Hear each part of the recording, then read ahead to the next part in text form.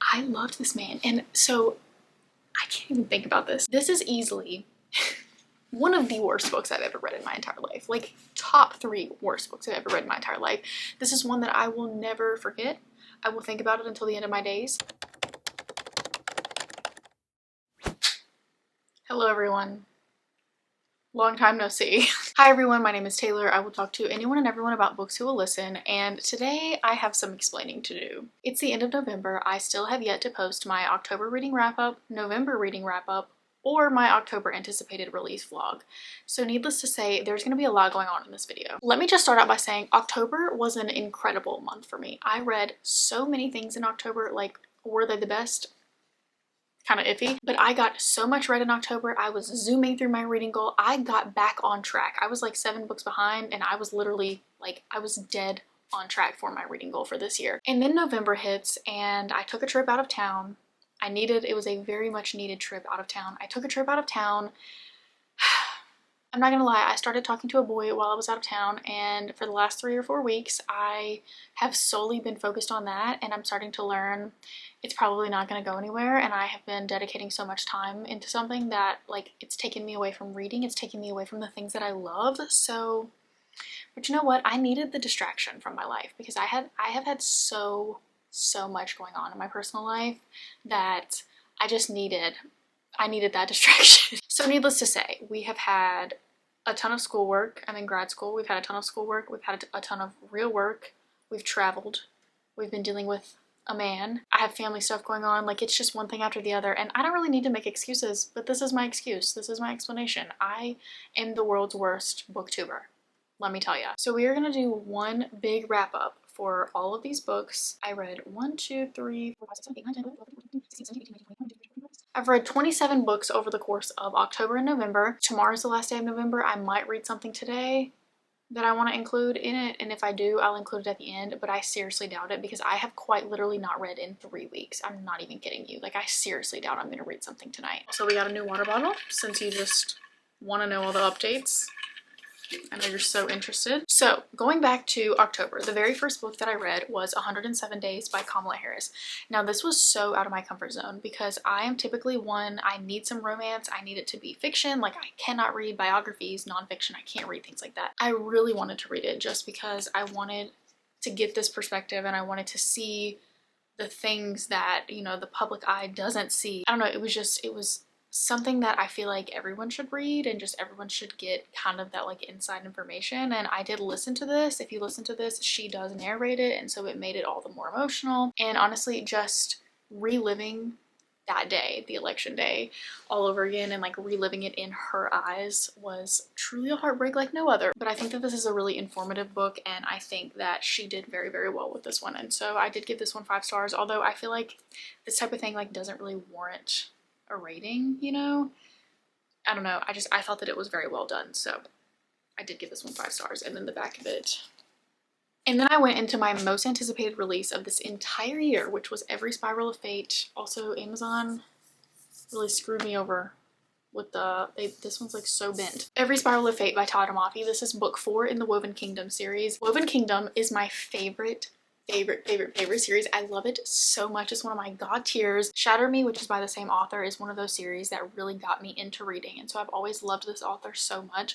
But something about the Woven Kingdom series, now it is unfinished, there's going to be one more book coming out. Something about the Woven Kingdom series, just, it's such a different level. Like, I love Shatter Me. Aaron Warner is one of the blueprints. Like, he is the book boyfriend, but I don't know, something about this one, it's just so much more. It's still technically YA, but like, it feels so much more mature. It's more of a fantasy rather than, it's definitely romantasy, of course, but like the world building is just so much richer. It's a Persian anthology inspired romantasy. It's very much enemies to lovers. She's the long lost heir to an empire that, you know, everyone thought like this empire was gone, but now here she is and she's here to raise her empire back up. It is incredible, and let me tell you, the man in this is the most yearning yearner who ever lived. Every single book that you read, I always say this, if you read this series, the first book, you're probably gonna be like, really, Taylor, like, this is not that good. It is good and I love it, but it's one of those that, like, the world building is so rich and it's so much that you're like, what is going on? There's so many words, like, what's happening? Once you get to the end of the first book, it starts to feel like a completely different series. It starts to feel like you feel that shift, and then books 2, 3, and 4, incredible, insane. Like, every single person that I've ever recommended this series to has said that. Like, at the beginning they weren't really sure, should I keep going? I don't really know. I tell them to keep going. They love it. Literally, mark my words, I promise you're gonna love it. This man is just everything, and in every single book his yearning gets worse and worse and worse, and he just yearns so much. I did a non-spoiler reading vlog for this one if you want to go and watch that, where I read a lot of the quotes that he said, and just when I tell you this man, oh my god. Also, someone on my TikTok spoiled this for me, so thanks for nothing. But I still gave it 5 stars. I love this series so, so much. And genuinely, the last book, like, I don't know when the last book's gonna come out. I'm assuming next year, because Tahereh Mafi has been pretty good at and consistent at releasing her books, but like, she's been going back and forth between this series and then the New Republic series. And so this came out, and then in April, the New Republic book is gonna come out. So I would assume, like, by the end of 2026, the 5th book will be coming out, and I will quite literally be taking time off of work. Like, I will be putting PTO in for that day. That's how important that book is to me. And then I read The Memories of Merrick. This is a novella in the Otation Chronicles series. Now, the Otation Chronicles is one of my favorite series of all time. It's The Lies of Lena and The Sins of Silas are the first 2 books. Those are the only ones that are out currently. I think the series is going to be like 7 or 8 books. It's going to be a pretty long series. This is technically book 2.5 because it's a novella. I am not someone who is big on novellas, and honestly, going into this, I didn't think that I was going to like it very much, just because the couple that it's about, it's not about the couple who the first 2 books are about. It's about, like, one of the side couples. And I honestly, I'm not gonna lie, really was not that interested in them. And I'm still not. Like, I really did not think that this was necessary. However, it did further the plot a little bit, because at the end of the 2nd book in the Otation Chronicles, something happens and it's like this huge cliffhanger. Well, in this novella, you get to see, like, the why of why that happened, and so it does further the plot. You do unfortunately have to read this novella in order to move forward with the actual series itself, but I don't think that it was bad. I think just for me, I wasn't super invested in these characters, and if I'm not invested in the characters, then I'm not really going to be invested in the actual story itself. But basically, in this novella, it was just these 2 characters. They were trapped in this one specific place, and in order to get out of this place, they kind of had to, like, tell each other information, like trauma about each other. And so it was kind of just like one big trauma dump, and it didn't really feel genuine. It wasn't like, oh, I'm telling you this because I genuinely want you to know this. It was like, I just have to tell you, that way we can get out of here. And that's kind of the vibe that I got from it. They, like I said, it was just a couple that I didn't really care much about, and it kind of felt like I was intruding on, like, I shouldn't be seeing this because, like, they're my friends, you know? And I don't know, it just, like, something felt off about it to me. And also, the girl that this is about, she's already very frustrating in the other books. When you read this, I understood her a lot more, I will say. However, she does still frustrate me. I understand her more as a character now, and I appreciate her more as a character now. She's still not my favorite. Parts of it were necessary for not only her character development, but also the cliffhanger at the end of the 2nd book. You need to find that out, obviously. But as for everything else, I don't know that it was really that necessary and that needed. I typically don't rate novellas because I don't think that they're ever strong enough or long enough to stand on their own, but this one was pretty lengthy for a novella, I would say. I still don't know how long it is because I'm pretty sure Amazon says it's like 500 pages, and I swear my Kindle copy was like 200. But I don't know, it still felt long enough to have a rating, and so I rated it 3 stars. I don't know, looking back, I would probably do like 2.5, 2.75. And then Amazon came out with another little audiobook story compilation that they do, and every time I listen to these, I literally hate them. I've done them before where basically you can download them on Audible or Kindle Unlimited, whatever, and you get like a free, I think I downloaded them for 1 credit, and then I got like a $3 credit towards future digital purchases, and I got them all in like a bundle, I think is how that worked. So they give you like an incentive to buy them basically. But also, it's just, they're audiobooks, they're super short novellas, it's just a collection of them, and it's a really good way to catch up on your reading goals. So that's why I was doing this. This is the 3rd one that I've done. I've done Christmas ones, I've done Valentine's Day ones, and now these I did it's the Scared Sexy collection. So they were Halloween ones. Like I said, every single time I have hated every single one. There are 2 books that are in the Christmas novella collection that are some of the worst books I've ever read in my entire life. However, there's one in this Halloween one that takes the cake, and I will quite literally never forget it. So since they were novellas, none of these got ratings, but I'm just gonna read my quick little 1-sentence review that I put on Goodreads, because I'm not gonna lie, I don't remember what any of these were about except for one of them, and we will talk about that one. So the first one, Hot for Slayer, I said no rating since it's a novella. I don't know why I decide to listen to these Amazon stories every single time, because they're never good, but this one was alright. A fun concept, but I lost interest halfway through, so it's okay, but I needed it to be better. Falling, I said, why do I even spend time reading these things? Because I truly don't know. Like, I could not tell you what this one was about. Spicy Little Curses, this one I think was the best one. I still don't remember what it was about. This is the only one I've actually been interested in, though they're all bad. Space Vampire, so I actually had high hopes for this one because I've never read Ice Planet Barbarians, but this author writes Ice Planet Barbarians, and so I was like, okay, so if anyone's gonna do monster romance justice, it's gonna be Ruby Dixon, right? So this one's gotta be good. My review says no rating because it's a novella, but if I did rate it, it would get a 1. Yeah, I remember that one being crazy. Beautiful Nightmare, I said cute concept, but also what? And then we have My Boyfriends Are All Monsters. Now, I need to talk about this one. This is easily one of the worst books I've ever read in my entire life. Like, top 3 worst books I've ever read in my entire life. This is one that I will never forget.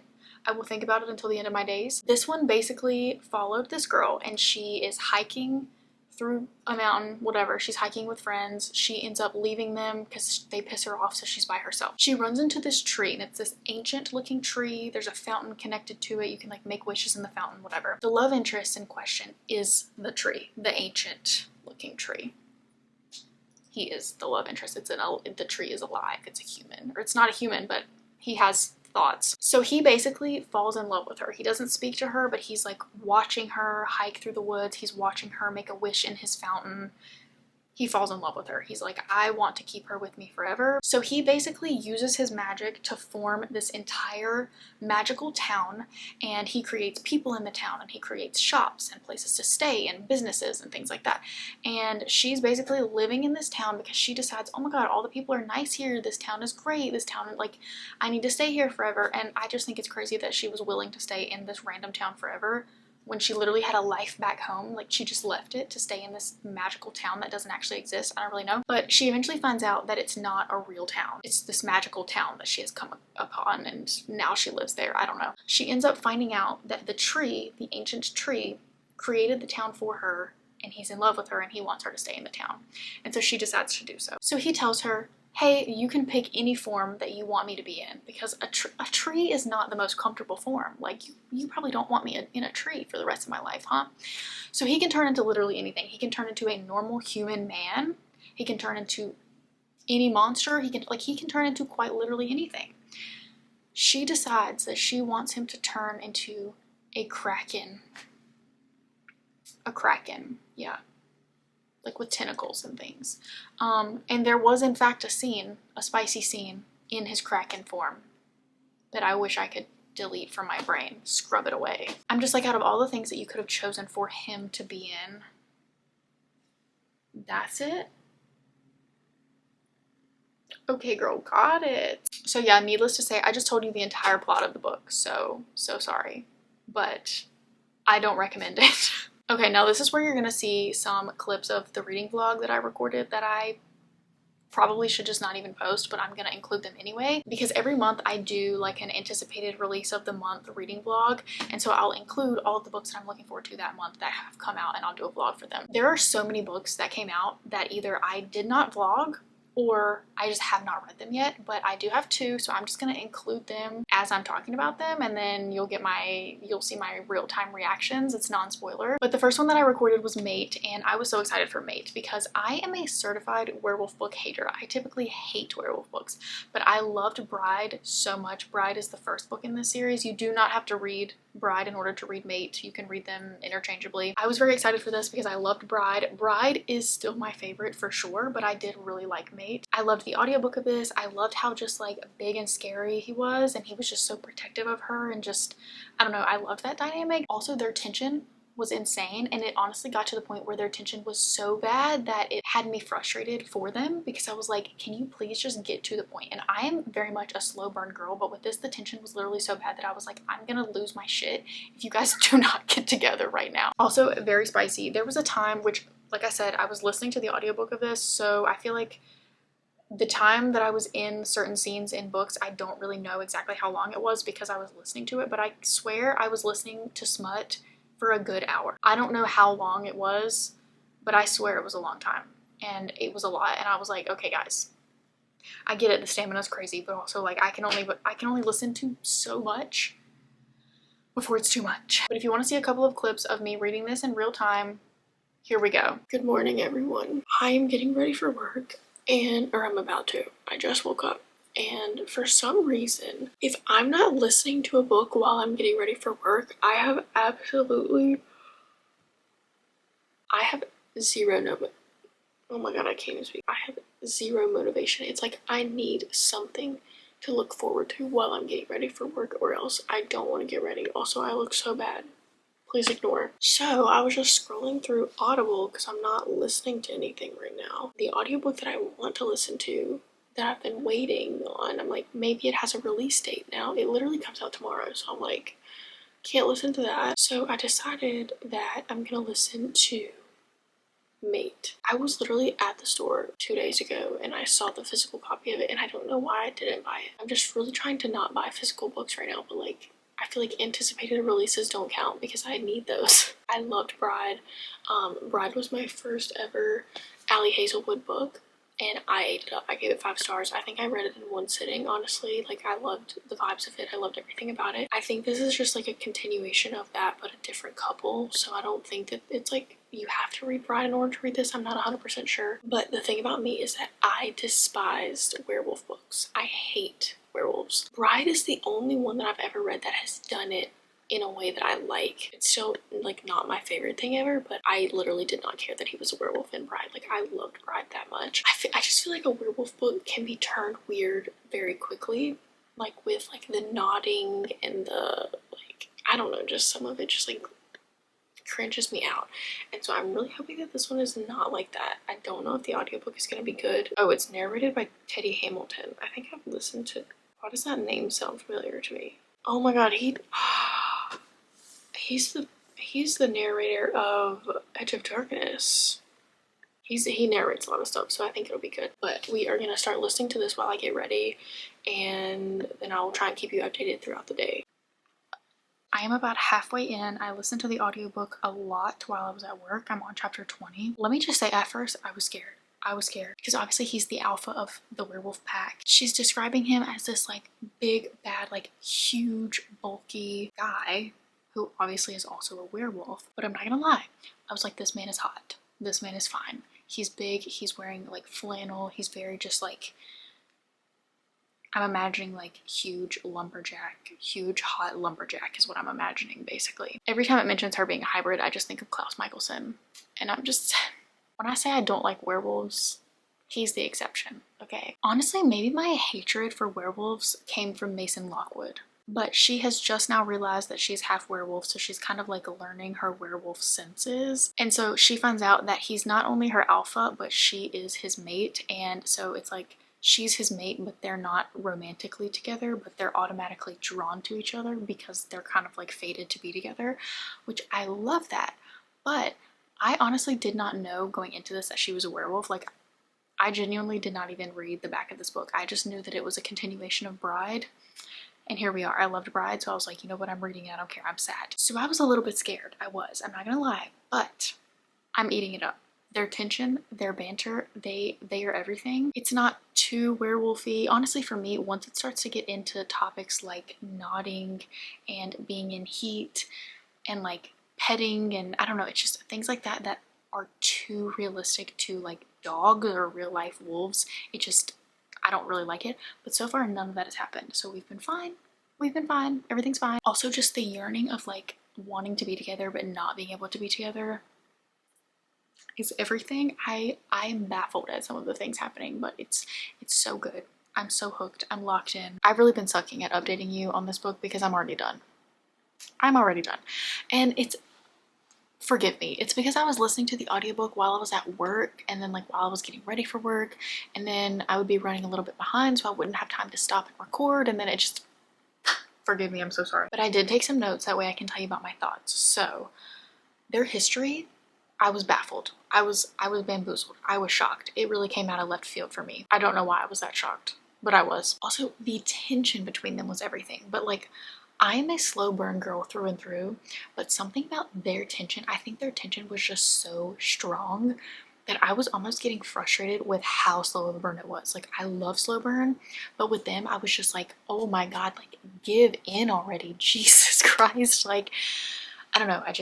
I really was itching for them to get together, and so that was kind of frustrating me a little bit. Also, there's something that happens that I can't really say because it's a spoiler, but she gets mad at him for something like very briefly, and like what she got mad at him for was the most annoying thing ever, because I was like, if it was any other person, I would understand why they would be mad, but with her and their specific situation, I was just like, girl, why are we mad? But then she got over it very easily, so it didn't really bother me that much, but I was just like, what are we doing? Then when she started to go into heat, I got a little bit worried, because as I have talked about, werewolf books are not my favorite when it comes to nodding, when it comes to being in heat. It kind of like, I don't know, it feels a little bit too animalistic. I don't know, I'm not a fan. So we were reaching worrisome territory, to say the least. But I will say the spice was spicing. The spice was everything. However, I swear, and this could have been because I was listening to it, so maybe it wasn't that long, but I swear the entire time I was getting ready for work this morning, which was like a good 30-45 minutes, I swear the entire time I was just listening to back-to-back smut. Like, back-to-back. Because she was in heat for like 2 days. They were going at it for a very long time, and they just kept going at it, and I was like, oh my God. It was very good spice, but it was a lot, and I was kind of just like, when are we gonna be done with the spice? Like, I did really like the end though. The end was cute. I really liked the vibes of Mate. I really liked everything that was happening. It was just, there was a few things here and there that I was just like, something about it just feels a little odd to me. Like, I don't really know, but I ate Bride up. I ate this up too, but I don't know. So I think I'm gonna give this one 4 stars, and then Bride was 5 stars. I loved Bride so much, but I loved this. I don't know if there's gonna be more in the series. Don't know, but if there is, I will be sad, because clearly I love them all. I kind of want the physical book. I feel like I should get the physical book, but I don't have room. I feel guilty because I don't have room for the books. And then I think about like potentially moving one day, and I'm like, I gotta move the books. I gotta move the K-pop albums. Between my BTS albums and then my books, we got like 500 pounds of shit. Did you just watch me read Mate? That was literally so long ago. That was like a month and a half ago. And then I went into Fairytale. Now, I have been looking forward to Fairytale for the longest time. This has been on my October TBR. I think it was on my October TBR last year, but I swear I've wanted to read it forever, and I finally read it this year. Going into this, so many people said that the beginning is so confusing. You have no idea what's going on. Like, I fully expected to be like, what am I reading right now? I was hooked right away. Granted, yes, I was confused, but it wasn't confused to the point to where like I wasn't interested. It was the type of confused where I was itching to know more. I felt like I was being gaslit for the entire first half of this book, because you don't know if what she's experiencing is actually happening, or if the people around her are actually doing these things and they're just telling her that she's imagining things. Like, you really don't know, and you don't know if she's just an unreliable narrator or if it's actually happening, or like, you genuinely have no idea what's going on. It's also going back and forth between the 3 different timelines, and so it can be very confusing. I thought that this was so romantic. I loved the love story in this. I loved going back and forth between all the different timelines. I loved seeing the different couples, and I loved that. I loved everything about it. The spooky vibes, it was very much like very good for fall. You're seeing this now as we're going into winter, so sorry. The only reason why I did not give this 5 stars and I gave it 4 was because of how confusing it was. When you get to the end, you realize why you're going back and forth between these 3 different timelines, and it all comes together very nicely. This is a very long book, and it's longer than this. This is tiny font, so this is technically like a 1,000-page book, I think. And I just think, for a book of this size, for it to have been so confusing all the way through, I feel like it could have been done a tiny bit better, not gonna lie. But like, also I think that it was intentional at the same time, so I don't really know. Regardless, I still really loved it. It's just the confusing aspects of it all to me, like, I felt sometimes like we were kind of all over the place, you know, and so that's why I gave it 4 stars. but I still really, really, really loved this one. And then I went into the Love and Hockey series by Monty J. Now, I love Monty J so much. I met them at a book event a while back, and they are the nicest person you will ever meet. Love them so much. Most people know Monty J for their dark romance series, The Hollow Boys. It's so good. I cannot recommend Hollow Boys enough. But when I found out that they had a hockey series, I was like, I need to read that. Also, they just got new covers, and so I was like, I put them on my Christmas list because I want them. But I was like, Monty J, hockey, like I feel like it's gonna be kind of like a darker hockey, you know? It was not dark romance, but it was the type of sports romance where they had trauma. So it was like, you're not reading like a fluffy little sports romance. It's a sports romance with characters who are severely traumatized and they're working through that trauma. And it's just one big found family and they're finding a home within each other. And there's nothing better than traumatized characters finding a home within each other. I love it so much. Like a sports romance found family, genuinely this rivals Windy City for me as like favorite sports romance of all time. Every time I say that, I feel like people are like, but what about Boys of Tommen? You can't ask me about Boys of Tommen, genuinely. Boys of Tommen to me is not a sports romance. Like it is, but it's not. So I don't even consider that a sports romance, okay?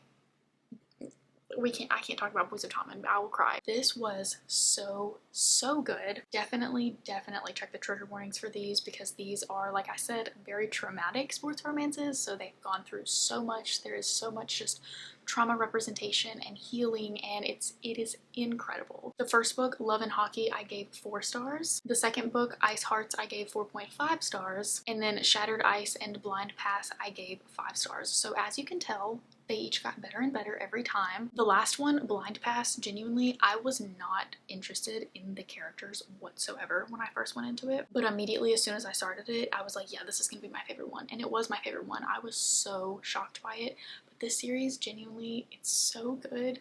And I don't know, like the last book really solidified these books being in my god tier because they're just that good. And then I started a Throne of Glass reread. I do this every single year. I prefer to listen to them on audio. That is the best way to consume them. I love Elizabeth Evans, the narrator, so much. She literally is this girl. Like, her voice, that is her. I have not finished my reread just yet, but we have read 5 books out of the 8 in the series so far. The first 2 books I've read at least 4 or 5 times, and this is, I think, my 3rd time reading it all the way through again. For anyone who doesn't know, Throne of Glass is a fantasy series with a romance subplot, and it is the most heart-wrenching series you will ever read in your life. I read this, I think, 3 years ago, and I have not stopped thinking about it since. I have tattoos for this series. I can't even think about it without sobbing. Like, I love it so much. It's one of those series where you will think about it for days on end, and even years later after having read it, I still think of things that I didn't realize before. There are just so many moments from it that I have been taught so much from this series, and I've taken so many lessons that I've learned from this series away from it and just into my daily life. No series makes me feel the way that this series does. This is my favorite thing in existence. I love this universe so much. These people will live on with me forever, and it's so heartbreaking and it's so emotional, but it's so fulfilling at the same time. And it's one of those things that's gonna give you goosebumps and make you cry, but like in a bad way, but also in a good way at the same time, you know? I have to reread it once a year in order to be back with my family, and so that's what I'm doing right now. 5 stars for every single one of them. 5 million 6-star reads. Okay. And then one of my other spooky reads was Immortal Dark. I was so excited for this one just because I feel like the cover is very like, I don't know, it's also a book that books. It's floppy. It feels like a book that needs to be read. I don't feel like I'm like prying the pages open trying to read it.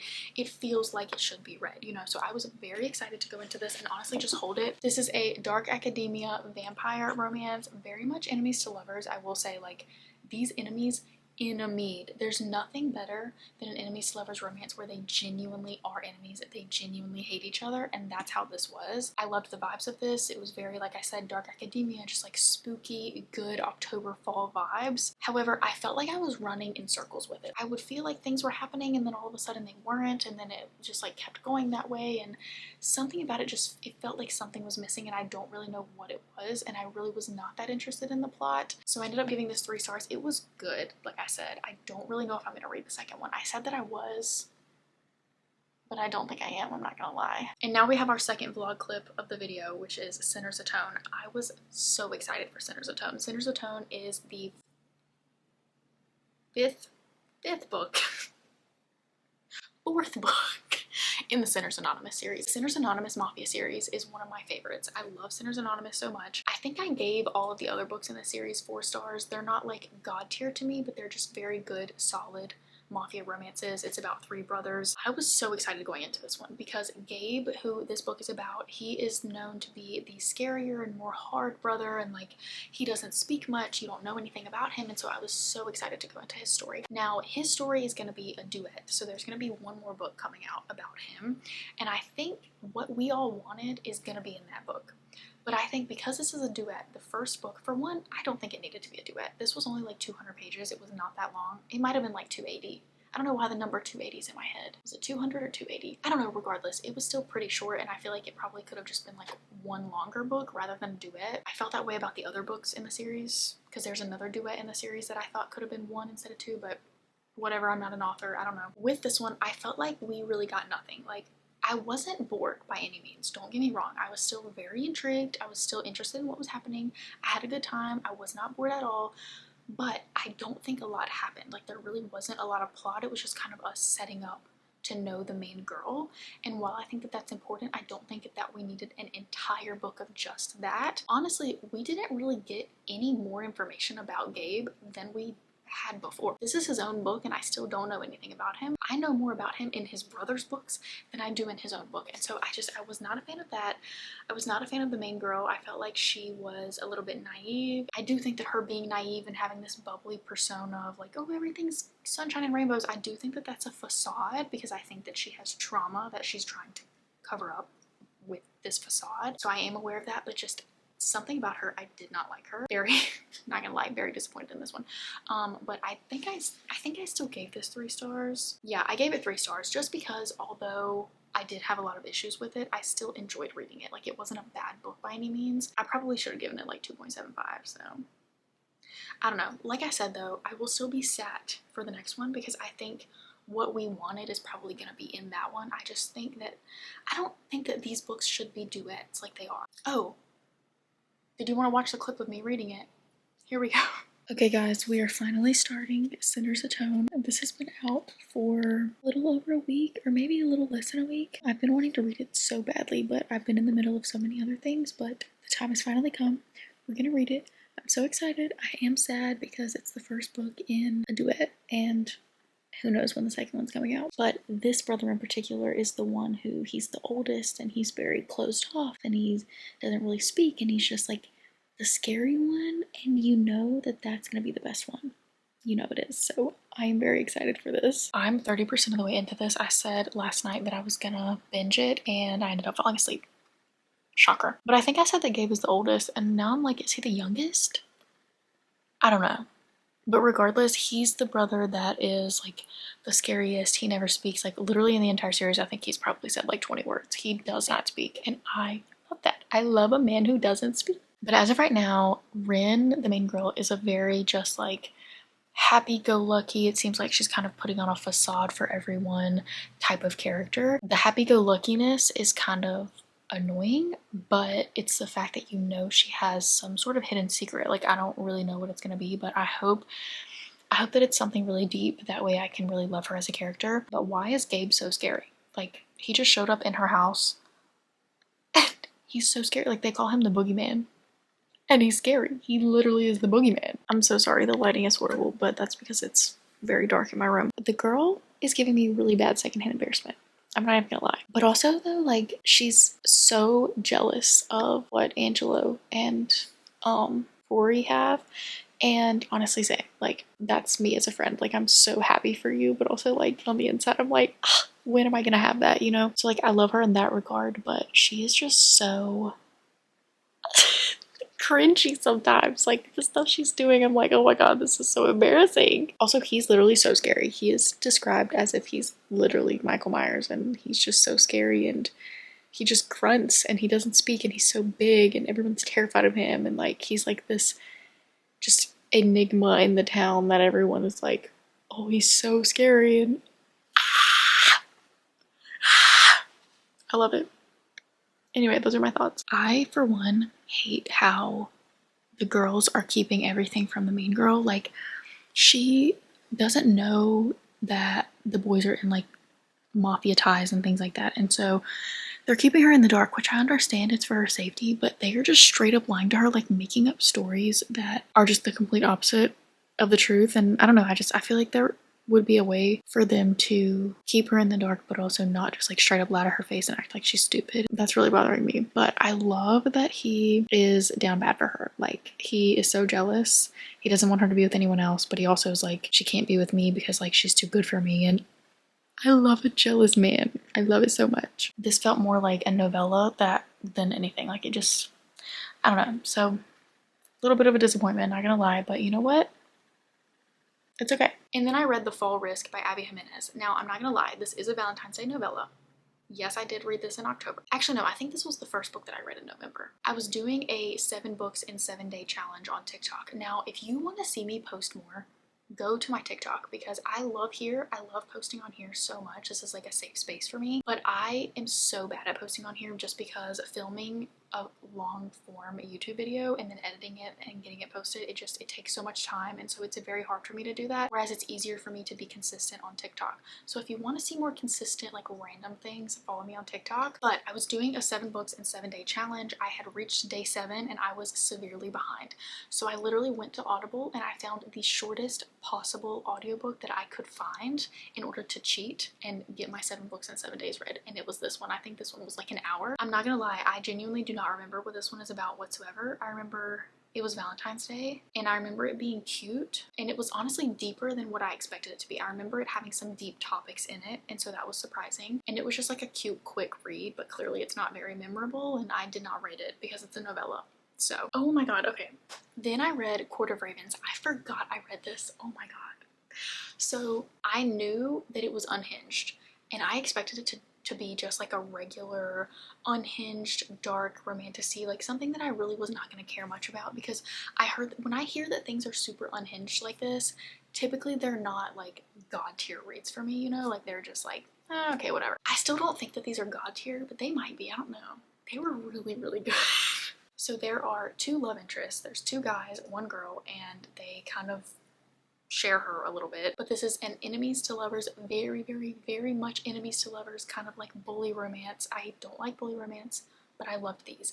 These were very much throw your morals out the window. Let me tell you right now, like, you have to check the trigger warnings for these. You cannot take them lightly.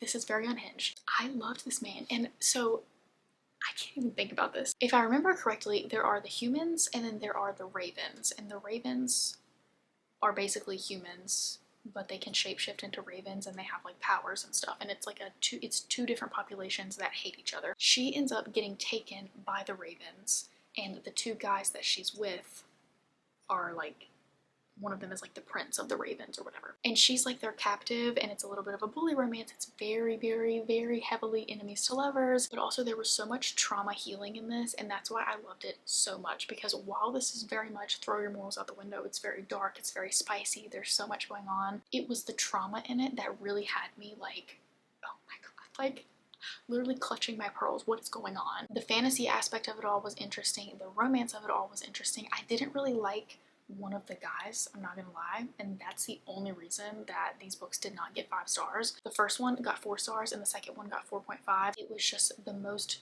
yearning enemies to lovers, and he was so mean to her because he thought that because of his trauma that he was not worthy of her, and so he kind of like pushed her away and he was mean to her, but he was, in his mind, he doesn't want to be that way because he's in love with her. And it was so good. Oh my god, it was so good. I forgot I read that. I need something that makes me feel that way again. And then I read The Grosvenor's Ghost. Now this is the 2nd book in the La La London universe. I love this author. I'm friends with her on TikTok. This is my biggest flex. But the first book I read earlier this year and I loved it, and so this is a continuation of that one, so you do have to read the first one in the series first. This is book 2. But this is the perfect example of like BJ Ballantyne from Magnolia Parks with Joey Lynch from Boys of Tommen. It just, you have that toxicity, and you have just it's the friends to lovers, but they're so toxic for one another, and they aren't good for each other, but also they love each other so much, and they're not willing to give the other up, and I love toxicity, I love angst. There is cheating in this, not like on each other, but like with with each other on other people. And I just love it. What can I say? I love a contemporary, messy, angsty, toxic romance. Like, what do you want me to do? And not in real life. Not in real life, okay. Basically, this follows a couple who, they are literally perfect for each other. They're the best of friends. They're so in love. They've been together like in an established relationship. He has a drug addiction, and so he's fighting his drug addiction, but also he's fighting his internal battles because he wants to be with her, but he knows she deserves better, but he can't give her up. She loves him and she wants to be there for him, but she also is aware of the fact that she kind of enables him, and it's so much drama. It's so much drama, but I love it so much. And what was the ending? What was that ending?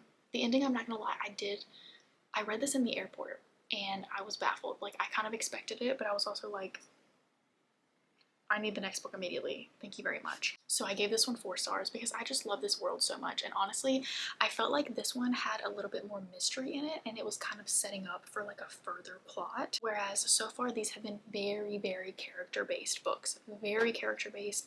Obviously there's a plot, but it's not like super plot heavy. It's very much characters, but I feel like this one really set up for a good plot, and so I'm excited for the next one. And then finally we have one that I've wanted to read for a very long time. It's a very popular book talk book. It's very controversial. Either you love it or you hate it. You absolutely despise it and you want to burn it and never think about it again. I decided in the midst of my book slump that I was going to listen to this. I actually listened to this while I was putting my Christmas tree up. Very Christmas family friendly, family bonding book, but I started Credence. Now, this has been on my TBR for the longest time because obviously, like, I want to form my own opinion on it. Whenever a book causes so much uproar, I want to know what's happening. Now, for anyone who does not know what Credence is about, I feel like everyone knows what Credence is about, but for anyone who does not know, it's basically this girl who gets sent to live with her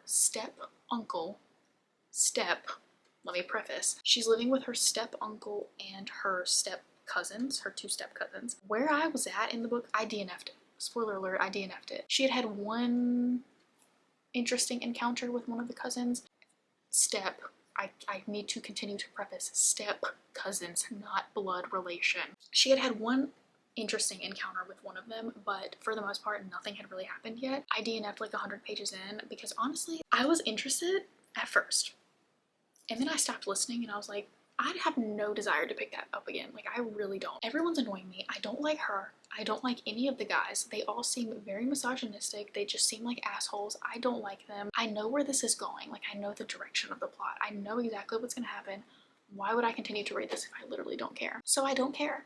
And I DNF'd it at 100 pages. I guess we have my view on Credence now, is that I don't care. So that was all the books that I read in October and November. If I end up reading another book in November and I want to include it, which I would literally have to read it tonight or tomorrow, then I will include it now. But if not, then you know I read nothing and I got nothing done. So yeah, so sorry that I am the world's worst booktuber, and follow me on TikTok if you want more consistent content. Let me know if you've read any of these. Let me know your thoughts on these. Let me know anything. How was your holidays? Are you celebrating the holidays? I don't know. How was your weekend if you're not celebrating the holidays? Let me know.